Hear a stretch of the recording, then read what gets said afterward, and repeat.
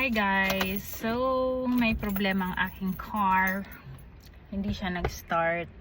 I think kailangan na naman i-replace ang battery. So, ganyan lang siya. Hindi siya nag-start.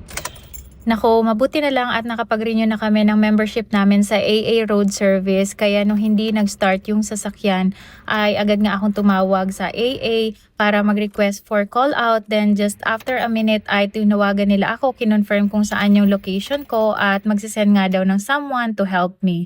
Kaya mabuti na lang at nakapag-renew kami like 2 months ago. Kaya napaka-importante talaga na kung andito ka sa New Zealand at may sasakyan ka ay may subscription ka sa AA Road Service dahil pag sa alanganing oras at panahon ka nasiraan ng sasakyan mo, ay hindi ka masyadong ma-stress dahil kailangan mo lang tawagan ang AA Road Service at i-assist ka nga agad Lalo na kung ang sasakyan mo ay hindi naman brand new, so ibig sabihin mas prone yan sa mga car problems. Kaya malaking tulong talaga na insured ka and at the same time ay subscribed ka sa AA Road Service. So dumating na nga yung AA Road Service agent, just maybe mga 20 minutes na antay, and ang sabi niya nga ay kailangan daw talagang i-replace yung battery dahil yung last replacement nito ay nung 2020 pa. So, ang binayaran ko sa cost ng battery ay $255. Ano ba yan? Kakapasok pa lang ng taong 2025 at may bumungad na naman ngang bagong gastusin.